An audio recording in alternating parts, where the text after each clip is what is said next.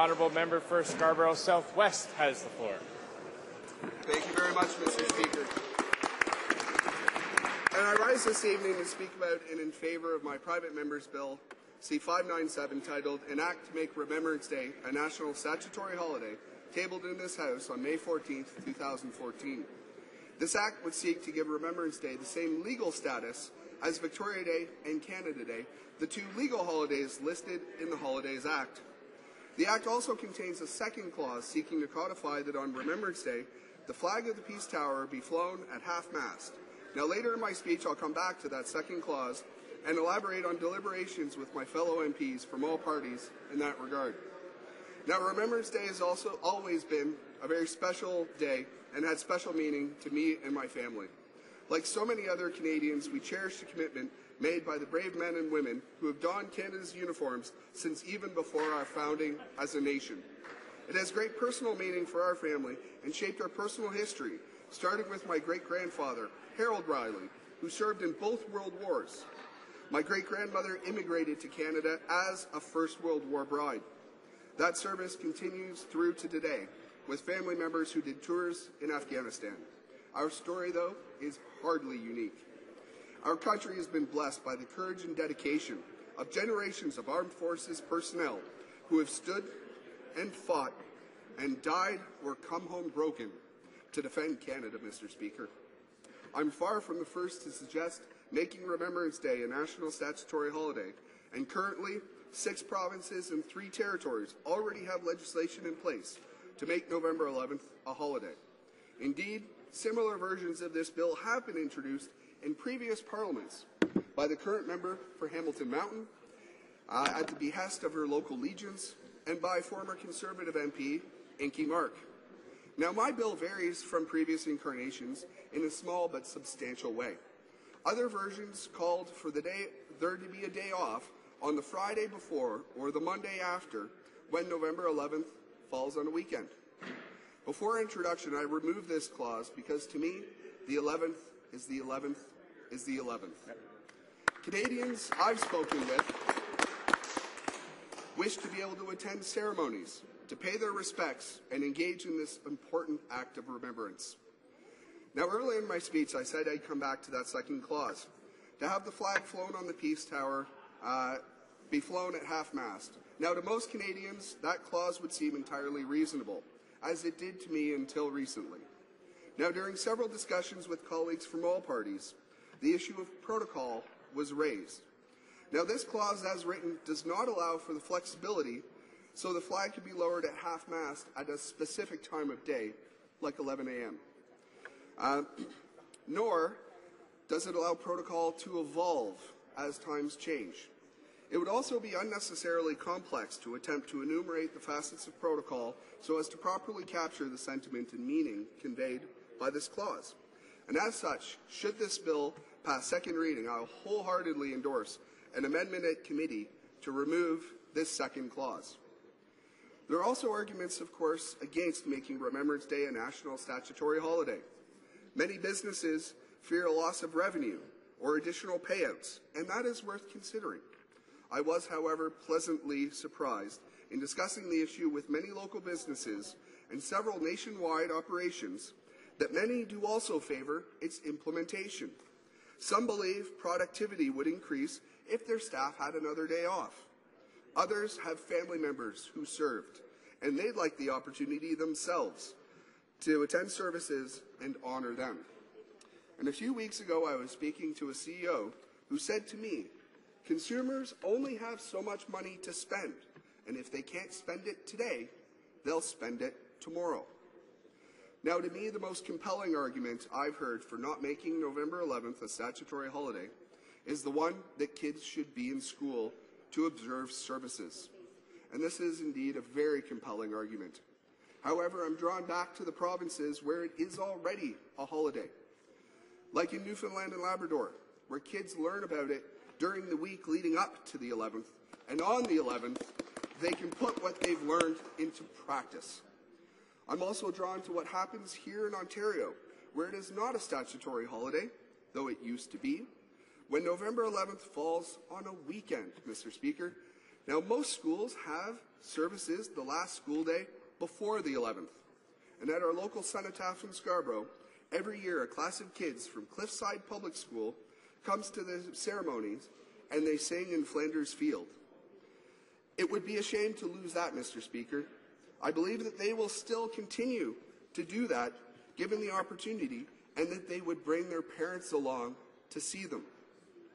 I also believe it would be easier to get more veterans into schools if their services took place on the last school day before November 11th, because where are veterans on Remembrance Day? They're at ceremonies and cenotaphs and services across the country. Now in Scarborough, we also hold a service on the Sunday before November the 11th at the Scarborough Civic Centre. And let me tell you, Mr. Speaker, the site is spectacular. During the ceremony, Air, Naval, and Army cadets line each level of the Civic Centre, and when you look up and see them standing there, you're filled with pride, hope, and faith in Canada's future while we remember the past. Girl Scouts and Boy Scouts, Sparks and Brownies, also assemble to sing at these ceremonies. Our schools are not the only place we should be educating the next generation. Now, the education of our children around Remembrance Day is important, and it could be argued is the most important act of our remembrance. Now, just as the decision whether to observe November 11th as a holiday or not rests with the provinces, so does their curriculum. The Royal Canadian Legion, other veterans organizations, Veterans Affairs, and the Government of Canada already enrich that curriculum, but there is always room to do more. Like many Canadians, I'd like to see more, but it is not through this bill that that critical component will or could be addressed. Each province chooses how to commemorate. In Manitoba, for instance, retail stores may operate on Remembrance Day, but cannot be open between the hours of 9 a.m. and 1 p.m. Our neighbour to the south observes Remembrance Day as Veterans Day, and the federal government passed a bill to make it a holiday within federal jurisdiction, and all 50 states, Mr. Speaker, passed their own bills so that its application is universal across the United States of America. I think we can achieve the same here in Canada. A united voice from Parliament would be a big encouragement in that regard, while still respecting each province's ability to choose for themselves. Remembrance Day is a very important day for my family and for the country. I believe that we have the duty to do everything that we can to honor the women and men in uniform. It's also important to note that for many who served in the Second World War, the choice for going to war was done by the state and not by the individual. However, they did their duty. They defended their country, their province, and their valor for all of us. Have always placed themselves in harm's way for us and deserve to be honored. Whether it be on battlefields 100 years ago and on the other side of an ocean, or 2 weeks ago, a few hundred meters from where I stand, in sight of this building, on ceremonial guard over the fallen, ou à quelques centaines de kilomètres, or a few hundred kilometers from here in Saint-Jean-sur-Richelieu, our men and women in uniform are always there to defend us, and it's our duty to support and remember them. My bill, C-597, I think, allows us to improve the importance that we give to remembering, to our veterans, and allows us to rededicate this day to those who came back from Afghanistan. 1,000 brave women and men returned from Afghanistan that are as equally deserving of our support and respect as all those that came before them. It is also the 100th anniversary of the beginning of the First World War, which gave birth to Remembrance Day as Armistice Day. And I believe it is time to make November the 11th, Remembrance Day, a national statutory holiday. Thank you.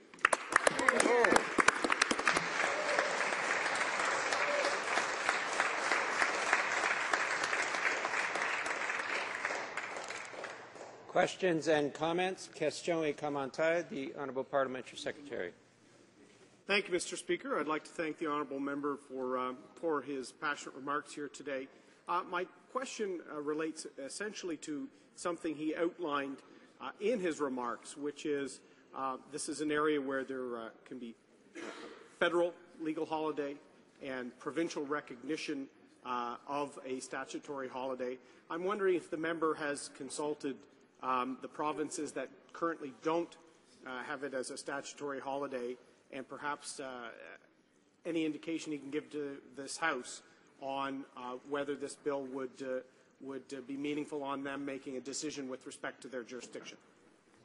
The honourable member for Scarborough Southwest.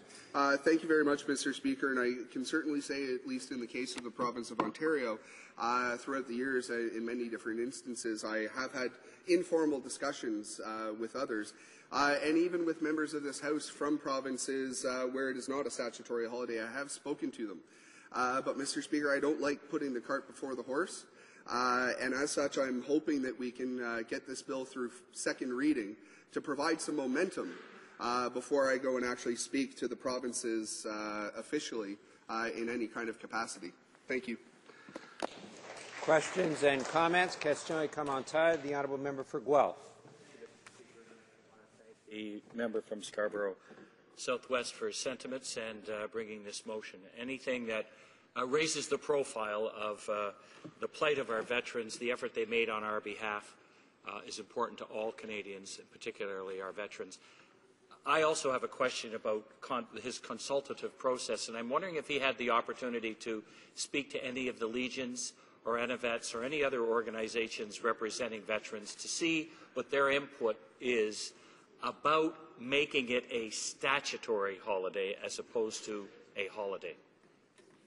The honourable member for Scarborough Southwest.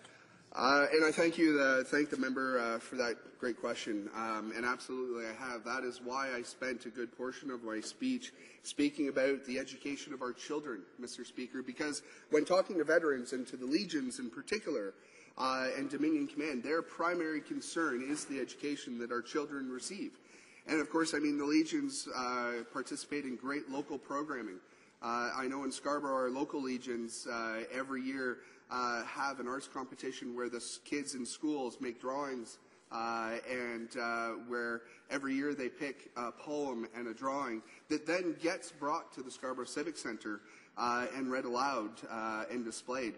And certainly my local legions, individuals within the legions, have given me great support on this issue. But of course, the legion officially doesn't engage in politics, so there's no official acknowledgement or support from the local legions, and I fully respect the fact that they try to keep the politics out of the supporting of their veterans. Thank you.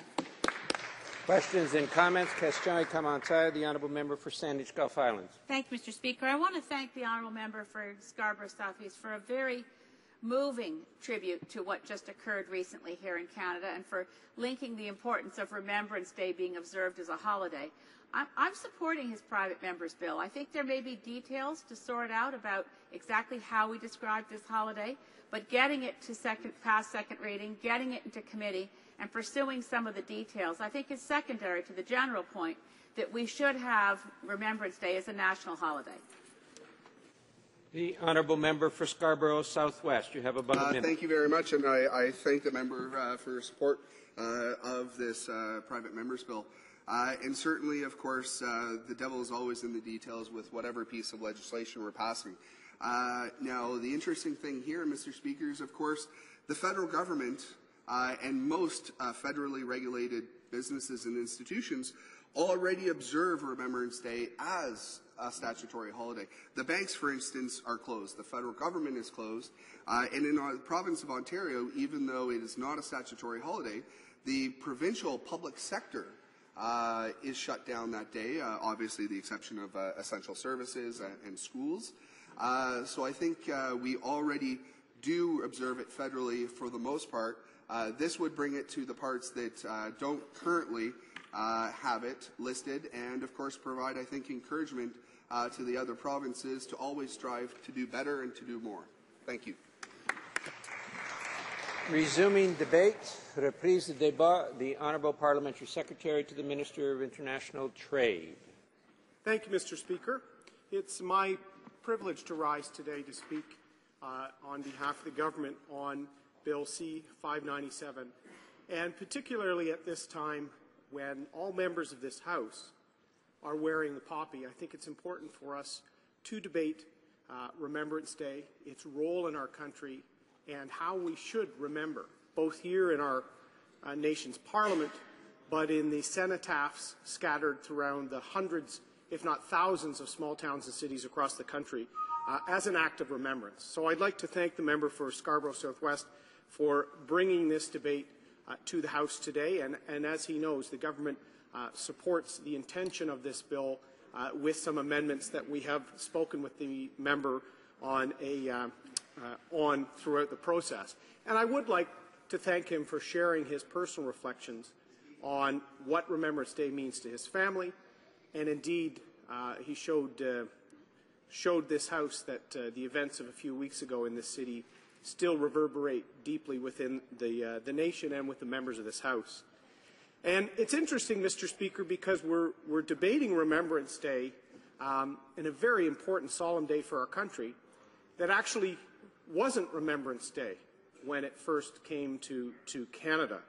In fact, Mr. Speaker, in 1919 it was referred to as Armistice Day because it was the year following the important armistice to end the Great War, where the 11th hour of the 11th day of the 11th month would be commemorated to honor the dead from that Great War, Mr. Speaker, and to respect the peace that was secured through the sacrifice of many. There have been 1.5 million Canadians who've heeded the call of service over our history as a nation. So it's not only a time where remembrance can be given to the fallen, but respect for the service of those in the past and present can be honored. And so it was Armistice Day for our young country, Mr. Speaker, that was honored each November. Interestingly, and I'm sure the honourable member knows this from his research on his bill, for the first decade or so, it wasn't even formally recognized on November 11th. It was actually the first Monday of the week that November 11th fell. And it might be interesting to members of this House, Mr. Speaker, to know that it was an act by a member of Parliament from British Columbia in 1931 that actually solidified November 11th as the day that would be marked and changed the name from Armistice Day to Remembrance Day that we know today. And that was an interesting period, Mr. Speaker, the first decade or so of remembrance for a young nation, because within that first decade, the guardians of Remembrance Day were also born. In 1925, when the Royal Canadian Legion was created, Mr. Speaker, bringing together a number of fraternal and service organizations with many veterans from the Great War. They came together. And then in this House, the following year, Mr. Speaker, 1926, an Act of Parliament was granted to recognize the important role the Royal Canadian Legion played then and plays now on remembrance and care for our veterans, Mr. Speaker. To this day, there remains 1,100 veteran service officers who, as their core principle for the branch they serve, is to serve the veteran community. And I know the veteran service officer in my branch, on an individual basis, has helped over 500 veterans or their partner access benefits. Most Canadians should know that when they support the Poppy Drive in their towns and cities across the country, they're supporting the work of our Legion veteran service officers, Mr. Speaker, because the proceeds from the Poppy Fund are dedicated to veteran care in the community and across the country. So I'd like to thank the Legion for its important role for our veterans and making sure that Remembrance Day happens. I know I'll be this week, Mr. Speaker, at Remembrance Day services at 2 of the small cenotaphs in hamlets in my community. There would be no service in those small hamlet cenotaphs were it not for Branch 178 of the Royal Canadian Legion, who make sure that every cenotaph that bears the name of a fallen for Canada has a proper ceremony and proper mark of remembrance.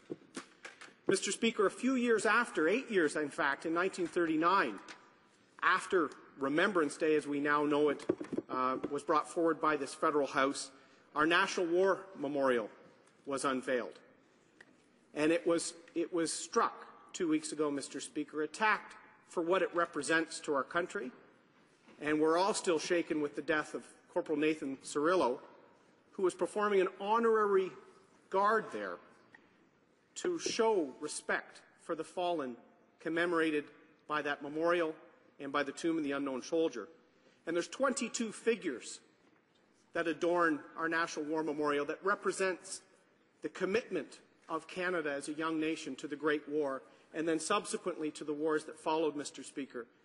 And I think everyone in this House was touched in the days following the attacks in Ottawa by the Bruce McKinnon cartoon that showed those historical figures tending to the new fallen, Corporal Cirillo. Canadians continue to commemorate, Mr. Speaker. Just this week in Whitby, I attended Wounded Warriors Canada opening of the Park of Reflection, which is to remember the fallen from Afghanistan and those that traveled the Highway of Heroes, Mr. Speaker, and to allow veterans a place of solace for their own recovery. So I'd like to thank Scott Maxwell, Phil Ralph, Wounded Warriors Canada for keeping these memories alive. Chorus Entertainment, Gary Minerva and Joel Watson, a lawyer from Toronto, are making sure that broadcasters on November 11th commemorate the 2 minutes of silence at 11 o'clock on TV broadcasts if they're not already playing the national ceremony, Mr. Speaker. So it's tremendous to see the spirit of Remembrance Day from 1931 to today, and what I think my honourable colleague wants to recognize through this bill. Canadians are showing their own ways across the country of keeping this important date as an important part of their life and remembering the service and sacrifice of our men and women. So the specifics of the bill, Mr. Speaker, before this House really corrects a drafting oversight from the 1970s, when the Holidays Act treated Remembrance Day slightly different than it treated Victoria Day and Dominion Day, now Canada Day, Mr. Speaker. So I'm proud that I think most members of this House, it seems, will support the member from Scarborough Southwest in rectifying this to make sure that Remembrance Day is treated in the same way as a federal holiday as those other important days to our country, Mr. Speaker. The other item from his bill, Mr. Speaker, I think he has recognized in our discussions that the flag on our Peace Tower is normally lowered to half-mast on Remembrance Day as part of our act of national commemoration. So in some ways, a lot of the spirit behind his bill, some is being exercised already, Mr. Speaker, and I'm glad to see that the House will rectify this omission from the 1970s and from this act.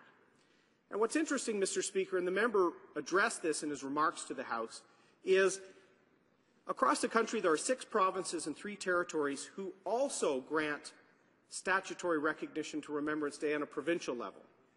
So federally, Mr. Speaker, it's already a statutory holiday for federal employees within federal jurisdiction. And 6 provinces have extended that at the provincial level.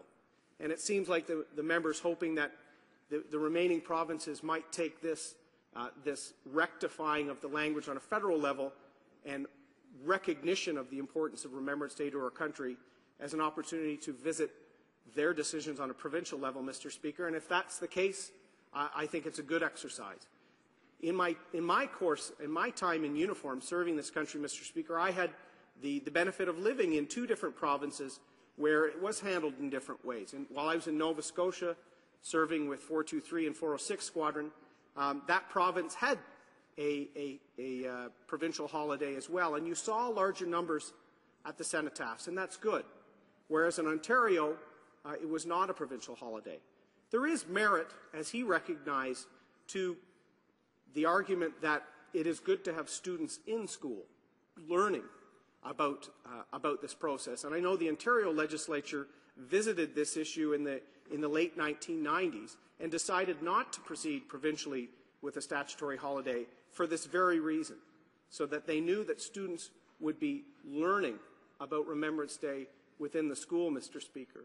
But I think with this effort that C597 represents, this will make it clear where the federal government is with respect to the importance of Remembrance Day to our country, and give the provinces the opportunity to revisit whether they want to make it a statutory holiday as well, Mr. Speaker.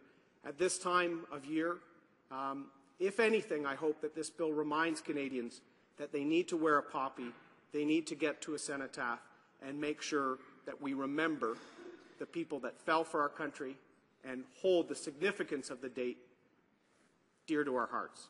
Thank you, Mr. Speaker. Resuming debate, reprise de débat. The honourable member for Guelph. Thank you, Mr. Speaker. I'm pleased to rise and speak to Bill C-597, an act to amend the Holidays Act, Remembrance Day. How fortunate it is that the debate takes place this week ahead of our Remembrance Day Constituency Week. In a week from now, most of us will be back in our ridings, gathered at cenotaphs in Legion halls, together honouring the men and women, our friends and neighbours, family, who serve now and have served to protect Canada and Canadians. We live in a country built on the devotion and sacrifice of those men and women, the women and men who came before us in service to our country. Canada may not have been born out of armed conflict or violent revolution, but the values that were established by the Fathers of Confederation and the men and women who lived here for centuries before them have been challenged from time to time by those who would try to impose their will, their values upon us. In those instances, when the call went out, Canadians answered and were willing to make the ultimate sacrifice. With them, we made a sacred covenant. At Vimy Ridge or Juno Beach, in the Cape Yong Valley and across Kandahar Province, brave Canadian men and women fought for our freedom and for a world free from tyranny and oppression. As a country, we have called on successive generations of Canadians to make great sacrifices, including accepting terrible circumstances, separated from their families and loved ones, accepting unlimited liability, and putting their future and very lives on the line. Many never returned. Those who did returned with wounds, visible and invisible. To them we owe a sacred obligation, an incredible debt. We owe this debt every day, though there is one day of the year in particular when Canadians stop and are more acutely aware of the depth of the profound sacrifice made by successive generations of Canadians. The hostilities of the First World War came to an end formally at the 11th hour, on the 11th day, on the 11th month, November 11, 1918, 96 years ago next week. The following year, King George V called on everyone in the Commonwealth to stop what they were doing at 11 a.m. on November 11th for 2 moments, not 2 minutes, but 2 moments of silence to commemorate the Great War's armistice. Since that day, on or around the 11th, Canadians have come together to remember our fallen friends and family and honour the courage and sacrifice of the living. The bill brought before us by the honourable member for Scarborough Southwest would have us bring the language surrounding Remembrance Day in line with other important days governed by the Holidays Act and move us down the road to changing how we observe the day as a country and as a people. There may be some who are unaware of how we used to mark Remembrance Day. Following the appeal of King George V to mark November 11th, a proposal was brought forward in this House of Commons to join the celebration of Armistice Day on the Monday of the week of November 11th and to celebrate Thanksgiving at the same time. While some were grateful for the long weekend, many veterans and a considerable number of Canadians found that the celebration of Thanksgiving at the same time as the somber observance of the armistice meant that less than adequate attention was given to the memory of the 60,000 Canadians who perished in the First World War. In fact, the Royal Canadian Legion, after its formation in 1925, petitioned Parliament to have Armistice Day observed exclusively on November 11th. It was 6 more years before a bill was brought before the House of Commons to do just that. And at the same time, the name was changed from Armistice to Remembrance Day. The first Remembrance Day, as we know it, was celebrated in 1931, and ever since has been celebrated at the National War Memorial and cenotaphs across the country as a solemn day to commemorate not just the dead and injured from the First World War, but from the Second World War, Korea and Afghanistan, from peacekeeping missions in the Suez Canal, the Golan Heights, the Balkans, and Haiti. How we celebrate Remembrance Day is not consistent across the country, though. Some provinces and territories, as been mentioned, notably British Columbia, Alberta, Saskatchewan, New Brunswick, Prince Edward Island, Newfoundland and Labrador, Yukon Territory, Northwest Territories, and Nunavut, mark November 11th as a paid statutory holiday. Federal public servants are also given the day off with pay. Other provinces like Ontario, Quebec, Manitoba, and Nova Scotia, which incidentally make up more than half of the Canadian population, do not mark November 11th as a paid statutory holiday. Everywhere and everyone marks the day in one way or another. Most often, businesses are closed at least until noon or 1 p.m. so that Canadians have an opportunity to make it to one of the many ceremonies being held. The intention of this bill before us was clearly to make more uniform the treatment of Remembrance Day as a holiday.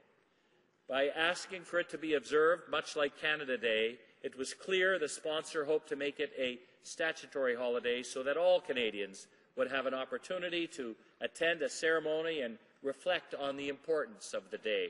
Unfortunately, as it is written, this bill will not accomplish those particular goals. Well, this bill would change the language of the Holiday Act to make Remembrance Day a, quote, legal holiday. The term legal holiday has no special status in law.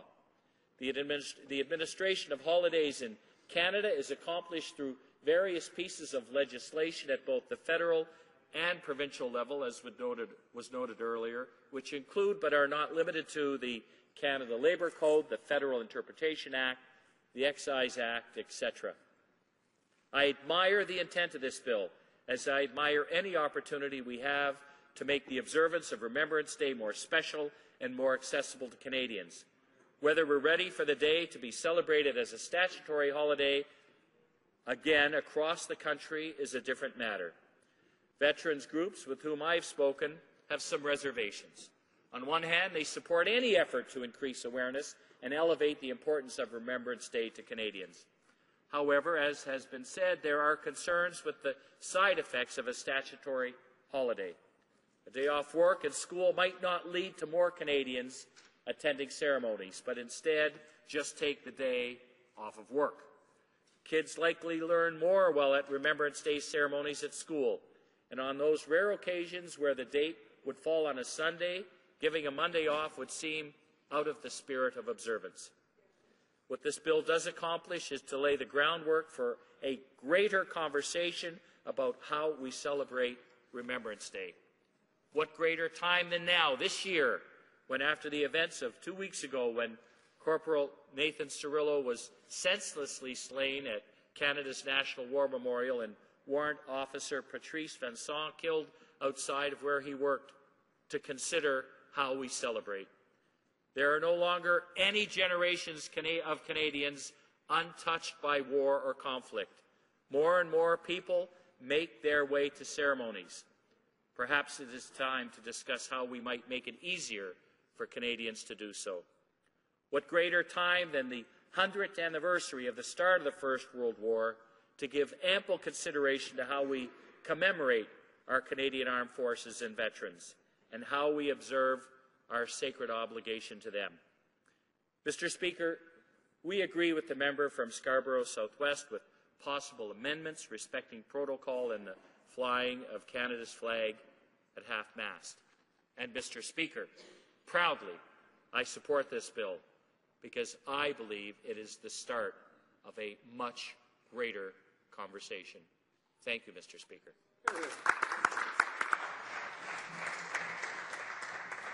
Resuming debate. Reprise de débat.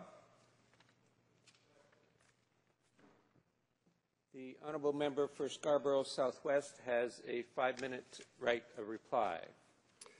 Thank you very much, Mr. Speaker, and thank you to the member from Durham and the member from Guelph for their impassioned speeches in regards to this issue, and also thank you to the member from Durham and all members of this House that have served Canada faithfully and in its various times of need, Mr. Speaker. I don't believe that it's recognized enough just how many people have donned Canada's uniforms and have then become members of this House to provide the unique perspectives necessary for all of us other members to enact good judgments when dealing with our Canadian forces and veterans. And I want to thank them also for their comments this evening about the differences in remembrance. And, of course, the member from Guelph is quite right. I would have absolutely loved to be able to bring that uniformity to Remembrance Day in order to have it be celebrated all across the country in the same kind of way. However, the way our country is made up and the separation of powers and jurisdictions between the provinces and federal government do indeed prevent that. And I'm happy to say it's, as he said, the member from Guelph, a conversation that has started. And I'm not a great believer in fate, Mr. Speaker, but this bill was originally supposed to be debated in the spring, and then because of budgets and different bills that came forward and procedures and everything was delayed to the point where it actually came that it was going to be debated right before this Remembrance Day, and particularly given the context of the last few weeks, I think it has every single member of this House thinking a lot more about our veterans and about the commitment that the men and women in uniform make to our country, and therefore fitting that it should take place on this day. And I certainly look forward, if the bill passes second reading, to the time in committee and the debate, and that's really where we'll be able to bring potentially provinces and the Royal Canadian Legion and other veterans organizations to really have that conversation about what we can do and how we can do more and how we can do better, Mr. Speaker, because, I mean, there's always room for improvement.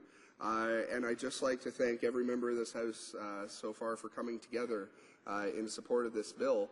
It's a tremendous thing to see, Mr. Speaker, because there are some days that we question, and I'm sure many members do question, about the effectiveness sometimes of the things that we do and whether we can reach compromises and whether we can seek that common ground rather than the things that divide us. But, Mr. Speaker, today is certainly one of those days where I think every member has come together and is showing certainly how there's more that brings us together than divides us. And I look forward to the vote on Wednesday evening. Thank you, Mr. Speaker.